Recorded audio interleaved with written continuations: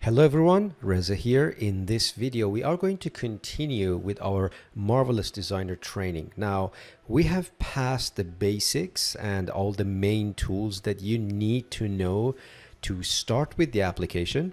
Let's take it to the next level and start doing stuff. Let's create objects and gradually but surely take the whole thing to the next level. It's an opportunity for me also to include more and more tools and bring more and more case studies, and hopefully by the end of this series you should be able to create a variety of fabrics and garments using Marvelous Designer.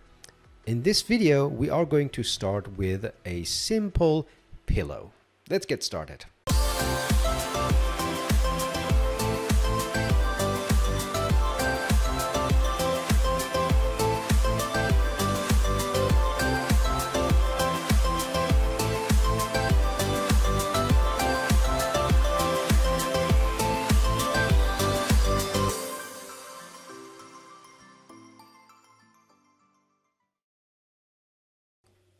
As usual, I'm going to start with a few references. So to make a pillow, you need to really think about what kind of pillow you want to create. How thick, how bulky, if there is any pattern on it, if there is a kind of patch right in the middle of these two, and how thick this patch is. You can see in this style, we have only one line that connects front and back, but in here and here and here we have basically the third fabric that connects the two. There are a variety of looks. I thought it would be fun to have a combination of this, so I would like my pillow to be that sort of chunky and bulky and sort of fat looking, but also I really would like to have this extra pattern in the middle, just an excuse to add details. You can see there's a little bit of seam going on, and that seam is very well defined. We are going to address that. Also, what I really like to see is patterns like this, and that adds detail to the fabric and to the overall look of the pillow. So there are a lot of bits and pieces that you can think about. You can see how well defined those patterns are. It's like a crosshatch sort of pattern. So we are going to get something similar to that, hopefully. And let's see how we can create something similar in Marvelous Designer. Let's start with 2D patterns to define front, side, and back of the pillow. Let's start. I'm going to go to 2D pattern outline and select rectangles. I'm going to hold down Control, so we start from the center, and I'm going to drag and draw the pillow that I like. You can hold down Shift to just see the measurement, 1209. I can just go just a little bit smaller, like so, and let go of the mouse. It will create it. The frontal face, as you can see, we need to kind of make it flat and put that on the ground. So I'm just going to go up and rotate it and bring it all the way down. And in order for this to be straight, all I need to do is just to simulate it, and it kind of falls on the ground and it's going to be completely flat. At least that's the trick I use. This is by no means the way to go, but it's actually very easy to do that and get a straight surface. Next is to select A. I'm going to stop the simulation. I'm going to right click and then go to copy, right click into paste, Control C, Control V. We all know these shortcuts. I'm going to hold down Shift to create the top side. Now, again, the problem with the top side is it's facing down because I just copied that from the face down 2D pattern. So all I need to do is to bring this down a little bit, and I'm just going to flip it vertically. Problem solved. Now, while you're at this, make sure that using these indicators, make sure that you have the same sides against each other, which is usually helpful. You don't want this corner to be here and this corner to be here, then you may run into reverse sewing. So always use this indicator to make sure that you have the same side in the 2D pattern and 3D pattern as well. Now let's create this guy in the middle. Now I really need to create a patch that kind of goes all around this area. Now on a normal day, I would say just get a calculator and start calculating the sum of these guys. But the good news is I have 2D pattern. I can select 1, shift select 2, 3, 4, and look at that. Right in the middle is actually the overall length that I need to have to wrap around this 2D pattern. So I'm going to bring a notepad. I'm going to say overall and bring my mouse here, 3648.8. Now I'm going to take note of length and height as well. So I'm going to go length 1180.5 and height is going to be 643.9, and you will see why these numbers become quite important. I'm going to move that out of the way. And now with those numbers figured out, let's create this middle patch. So let's go to rectangle, and this time I'm just going to click in the middle of the area that I have. I don't need to drag anything, and again, this is something that we've already covered. And I put the number that we just gathered, which is 3648.8.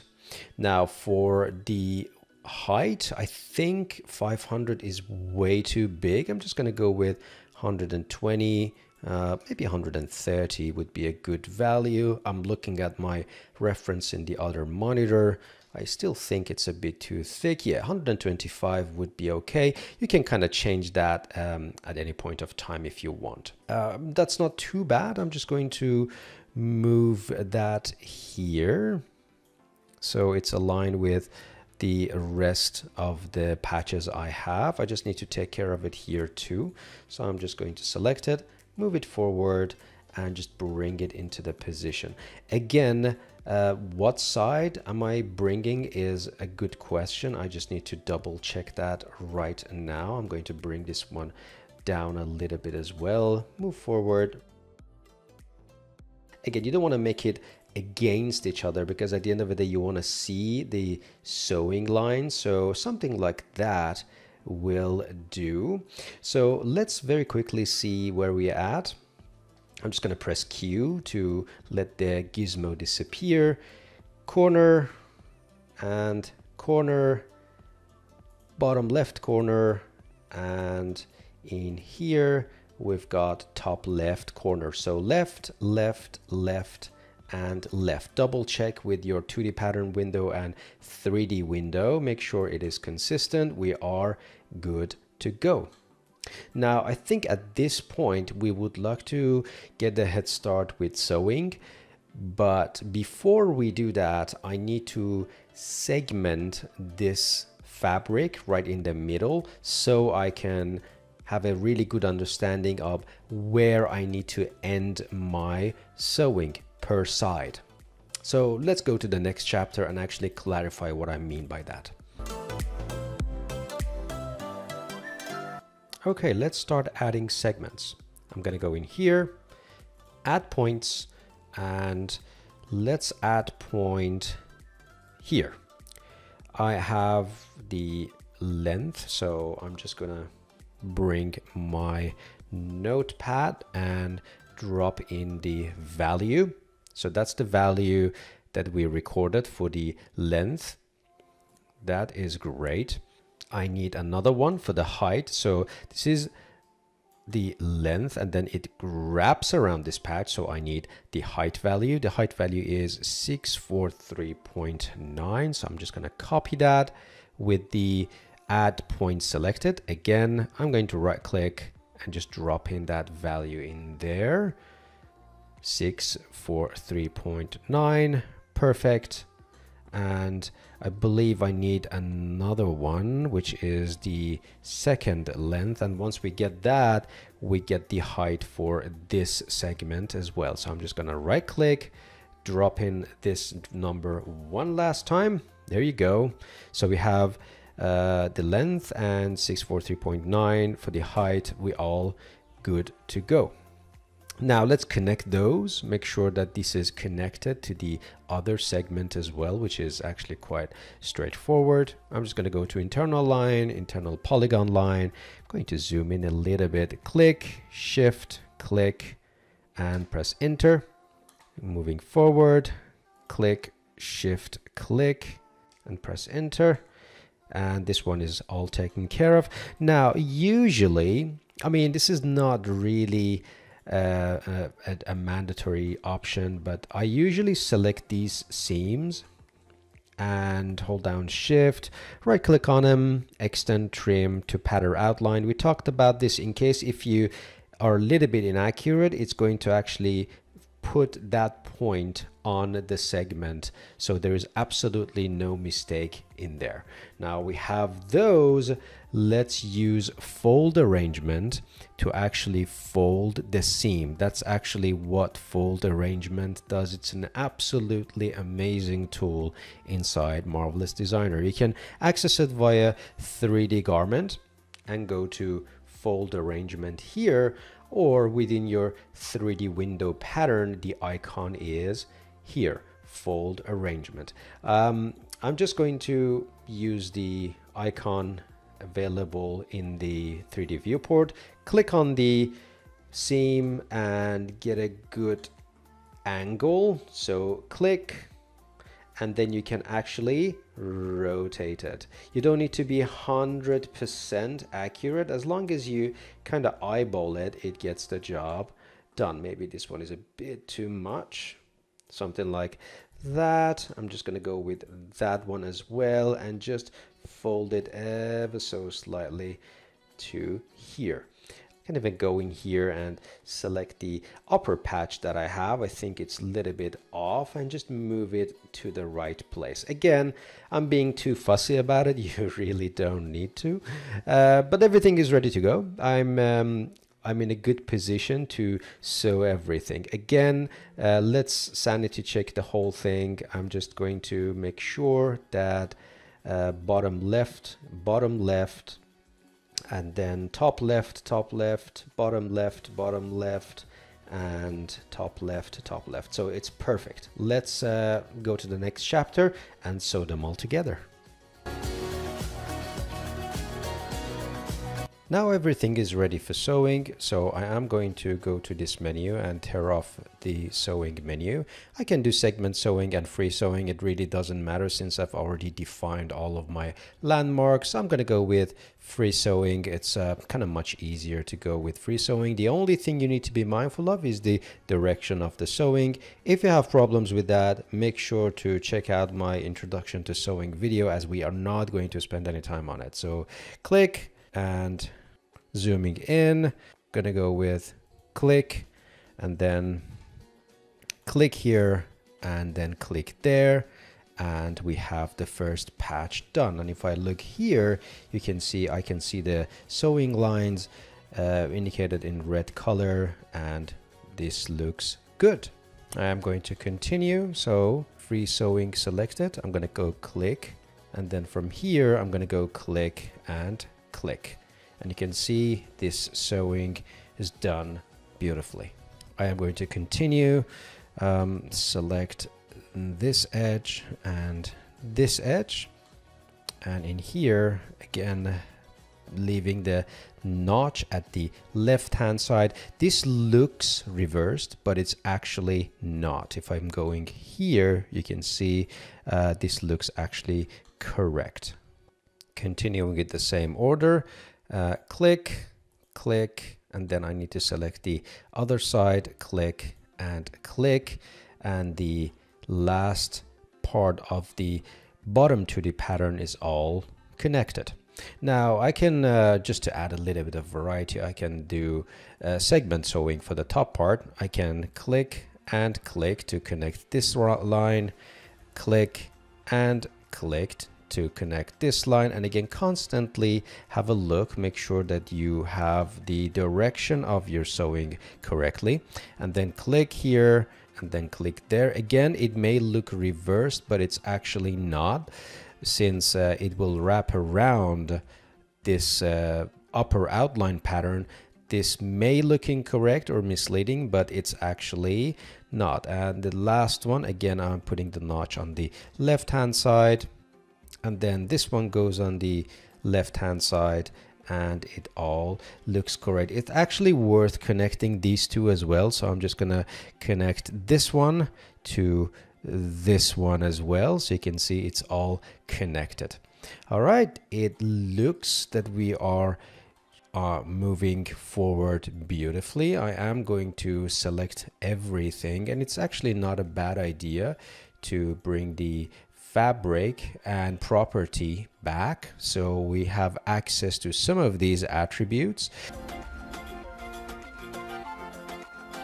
If I just press simulate, it simulates, but there is no air in here. That's why it actually collapses on the ground, and that's why we have this value pressure under the property editor. Now this value creates an effect of air or sort of padded material like jumpers, pillows and cushions and balloons, so on and so forth. It's actually very, very useful. Be very gentle with the value. Start from 1, simulate again, and then put in 2, and you can see all of a sudden it's actually showing the pressure. I can go back to 1, and you can see we kind of suck the air out of the pillow, and I can just put 2, and we are actually doing okay. I can reduce the particle distance to something like 15 for all of them to add a little bit of accuracy to our simulation. I can go actually to simulate button and increase the simulation quality to something like 4 as well. Just bring a little bit of accuracy into our simulation. So far so good. We got the main block, but we still have a relatively long way to go, as it just gives us the bare minimum. We really want to bring in some details. I would like to really include some seams in here. I would like to bring some sort of pattern on the cushion, as we looked at it in the referencing chapter. So let's see how we can improve on the look of this patch, and we take that look to the next level. Okay, I'm going to make some minor changes to the look of this before I introduce the next tool.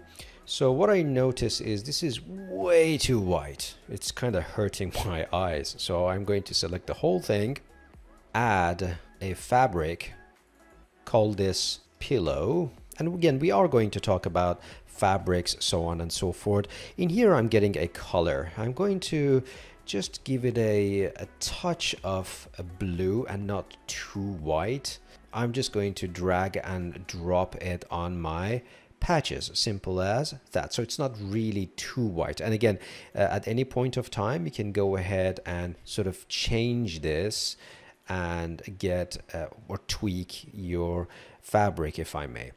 Obviously, you can play around with some settings here. You can make the fabric shiny. You can have silk and satin. You can bring in velvet, get all sorts of cool stuff if you want to. But again, we are not going to look dev it by any mean. This is for later.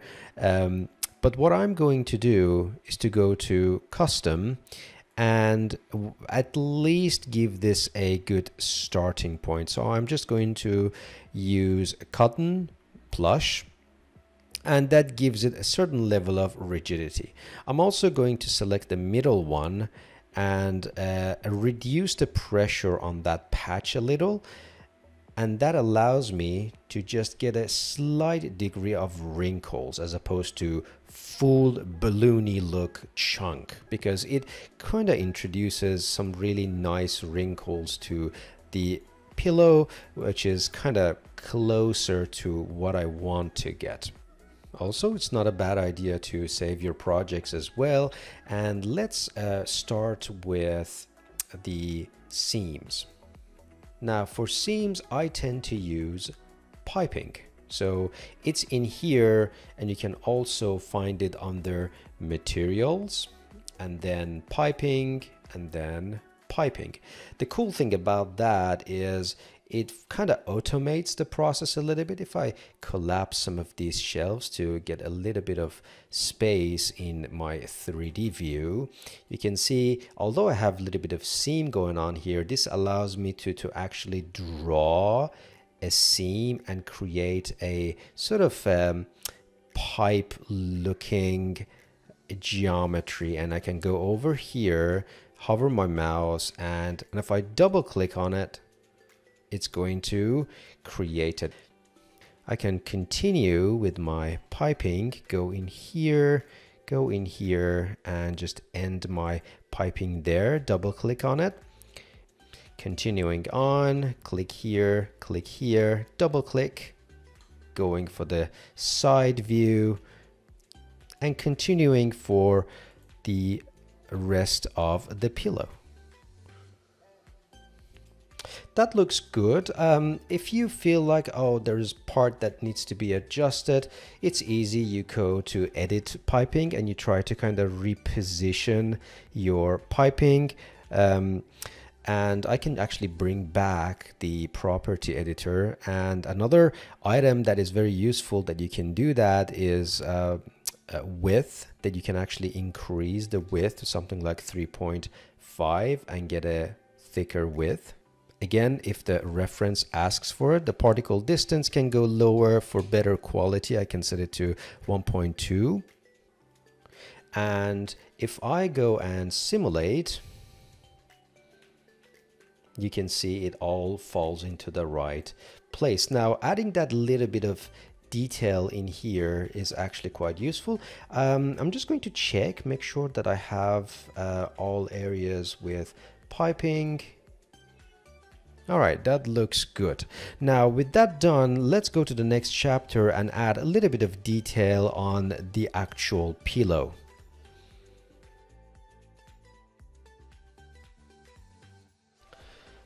Alrighty, let's add details using internal lines. I'm going to zoom in, and this part should be relatively easy to you guys if you have watched the 3 basic videos. I'm going to go to internal polylines, click here and shift and drag to somewhere along here and enter. I'm going to select edit pattern, select the pattern, right click, edit trim to pattern outline so it reaches the border. And with that selected, I'm just going to take a peek at that, see how this looks. I'm going to pull this outward 360 degrees. Probably the way that I can see it is to disable show internal lines. See if I'm getting any read here. Doesn't show really much of it, so I'm just going to sort of intensify it to something like 50 and simulate. Yeah, as you can see, it is a bit too much. Probably I forgot to simulate it when I changed 5 to 50, so I'm going to go and dial it down to something like 10.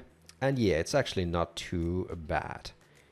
If you want that to be sharp, you can just leave fold rendering on. If I turn it off, it somehow softens the effect. So I'm just going to click on it. You can see it kind of softens the effect a little bit. Again, if I click away, we can see we have some pattern here. I actually like that with render folding, and I'm going to increase that to something like 20. With that rendering, I'm going to click away, and that looks good. Yeah, definitely I prefer that because we get a line here, and the line is actually clear enough so I can duplicate it. All right, cool. I'm going to select that. That's very simple. Control C, Control V, hold down Shift, and basically move that around. I'm not going to be too accurate about it. That's not really the point of the tutorial. I try to eyeball it and just spread that across the rectangle outline 2D pattern.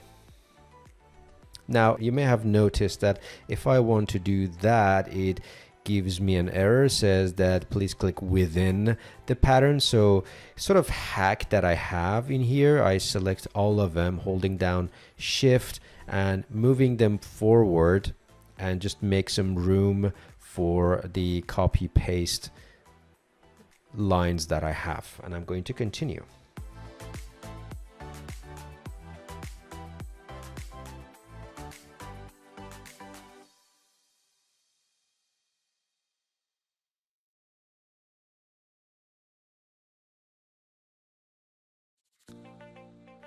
Now, once that's done, you don't need to worry about all of these lines going outside the 2D pattern. You can select them all and right click and go extend trim to pattern outline, and it's going to fix everything for us. Again, when you do it, please make sure that you think about the distance between each line so it looks much neater. So you can see right off the bat, we get some nice pattern here. Let's select them all and copy paste for the bottom fabric. And copy and paste, holding down Shift and click. Again, just to make sure, extend trim to pattern outline so we know that everything looks clean. You can go crosshatch if you want. So I'm going to select the whole thing just to show you how it's done. And you are going to go Control C and this time Control R to mirror paste. And then Control C, Control V, holding down Shift and bring everything to the position. While you're at it, just to make sure that it's all good, extend trim to pattern outline so there is absolutely no mistake about it. Now if I simulate, you can see our pillow is ready.